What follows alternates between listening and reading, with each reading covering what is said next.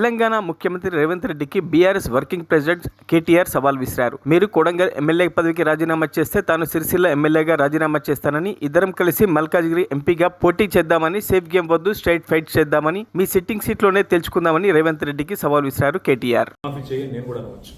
మగాడివైతే Rythu Bharosa start చేయి, 70 లక్షల రైతుల ఖాతాల్లో డబ్బులే నేను కూడా అడగవచ్చు. మగాడివైతే మహాలక్ష్మి స్టార్ట్ చేయి, 1,67,00,000 మంది ఆడబిడ్డలు ఉన్నారు, నెలకు 2,500 ఇస్తానన్నావు, స్టార్ట్ చేయి, నేను కూడా అడగవచ్చు. కానీ నేను ఇవన్నీ ఏమనట్లేదు. ఒక్క సీట్ అయినా గెలవము అనే మాట మాట్లాడావు కదా. నీకు నిజంగానే దమ్ముంటే రేవంత్ రెడ్డి గారు, నేను సవాల్ చేస్తా ఉన్నా, నేను నా సిరిసిల్ల ఎమ్మెల్యే పదవికి రాజీనామా చేసి వస్తా. నువ్వు నీ ముఖ్యమంత్రి పదవికి, కొడంగల్ ఎమ్మెల్యే పదవికి రాజీనామా చేసిరా. నీ సిట్టింగ్ సీటు మల్కాజ్గిరిలో ఇద్దరం కొట్లాడదాం. ఆ ఒక్క సీట్లోనే తేల్చుకుందాం. ఈ రాష్ట్రం అంతా అతలాకుతలం చేయాల్సిన అవసరం లేదు. ఆ ఒక్క సీట్లోనే నేను వస్తాను మా పార్టీ తరఫున, నీ తరఫున నువ్వురా, నీ కాంగ్రెస్ పార్టీ తరఫున. అక్కడ తప్పకుండా తేల్చుకుందాం. ఎందుకంటే ఒక్క సీటు గెలవను అని మాట్లాడుతున్నాం. మరి నీ మల్కాజ్గిరి పార్లమెంట్ సీట్లో అసలు ఎన్ని ఎమ్మెల్యేలు గెలిచింది కాంగ్రెస్ పార్టీ? గుండు సున్నా. ఎంతమంది కార్పొరేటర్లు గెలిచారు నీ మల్కాజ్గిరి పార్లమెంట్ పరిధిలో?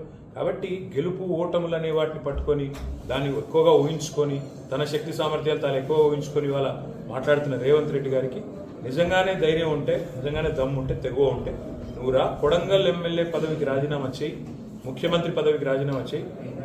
మన మల్కాజ్గిరిలో నీ పార్టీ అభ్యర్థిగా నువ్వురా, నేను కూడా నా ఎమ్మెల్యే పదవికి రాజీనామా చేసి నేను కూడా వస్తాను. అక్కడే తెలుసుకుంటాను. మరిన్ని అప్డేట్స్ కోసం మా ఛానల్ని సబ్స్క్రైబ్ చేయండి.